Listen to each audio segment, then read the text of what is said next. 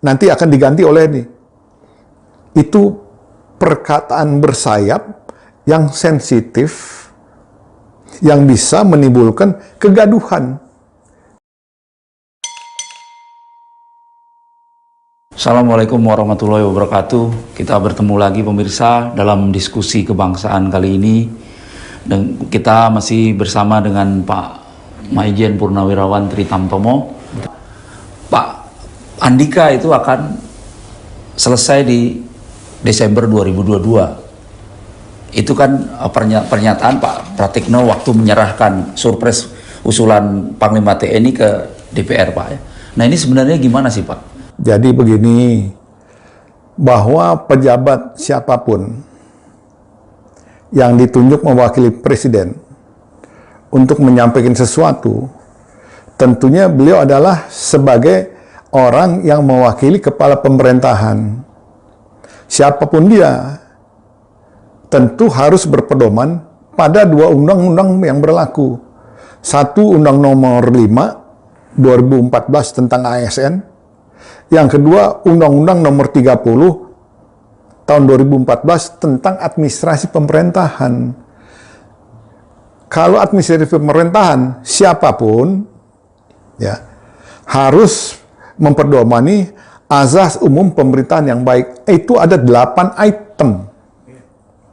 Ada 8 item. Tentunya apa yang dia sampaikan, apakah ada manfaat? Apakah menimbulkan sesuatu? Keterbukaan ini akankah menolong? Karena nanti keterbukaan ini, karena di situ beliau menyampaikan akan ada janji. Nanti akan di take over, ada kesempatan kepada angkatan yang lain. Ini Pak, ini adalah suatu yang sifatnya sensitif.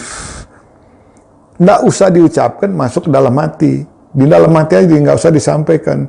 Nah, oleh karena itu, di sini diperlukan satu kehati-hatian bahwa pejabat negara, siapapun dia, pegang dua undang-undang ini, ASN dengan Minpem. Ini di sini kita menjadi pakem untuk kita, mana yang kita harus sampaikan, mana yang kita tidak boleh sampaikan. Karena ingat, di dua undang-undang ini, kata kuncinya, perekat pemersatu bangsa. Kesatuan persatuan bangsa harus tercipta dan terbangun.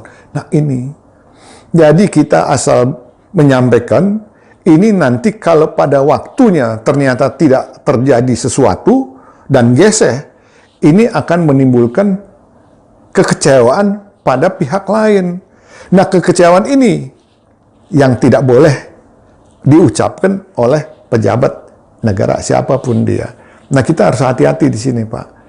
Jadi ingat, dua undang-undang itu harus jadi pakem untuk kita berhati-hati dalam bersikap dan berbuat. Demikian, Pak. Ya, artinya ini kan dari pernyataan Pak Pratikno ini berlawanan tentunya dengan kondisi saat ini, di mana hampir ya Pak ya, mungkin banyak lah kita bilang, itu mengusulkan perpanjangan jabatan Panglima TNI. Baik, kalau ingin memperpanjang, tolong dulu diingat bahwa itu sudah dibuat, ditetapkan oleh undang-undang. Kalau ingin merubah sesuatu, harus ada siapa yang berinisiatif untuk mengganti undang-undang itu. Inisiatif mana ini? Apakah inisiatif dari legislatif atau inisiatif dari pemerintah? Nanti baru dibicarakan dan minta pandangan umum. Jadi tidak bisa serta-merta sekonyong-konyong pendapat saya pribadi, pendapat Bapak, saya mau ini diganti. Nggak boleh. Mekanisme perubahan suatu undang-undang ada normanya. Sampai dengan durasi umur tadi. Nah ini harus dipikir jauh sebelumnya. Karena kita bicara kesatuan persatuan bangsa dan kebersamaan. Siapapun anak bangsa, pasti Panglima TNI juga sudah dalam persiapan berkarya untuk optimal dalam rangka membangun TNI hari ini. Nah kita tunggu dengar aja hasilnya. Cuman jangan ada pihak lain yang mencoba menggosok, nanti bisa diperpanjang. Nanti berakhir tanggal 22, nanti akan diganti oleh ini. Itu perkataan bersayap yang sensitif, yang bisa menimbulkan kegaduhan. Walaupun kita tahu TNI nggak akan macam-macam. Dia adalah organisasi yang paling solid bersama polisi. Dia akan loyal, patuh sesuai aturan main yang berlaku.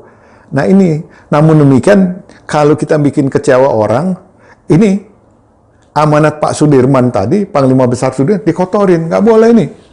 Demikian Pak, makasih. Terima kasih pemirsa, diskusi kebangsaan kita hari ini tentang pemilihan KSAD dengan Pak Tri Tamtomo sudah selesai. Terima kasih atas perhatiannya.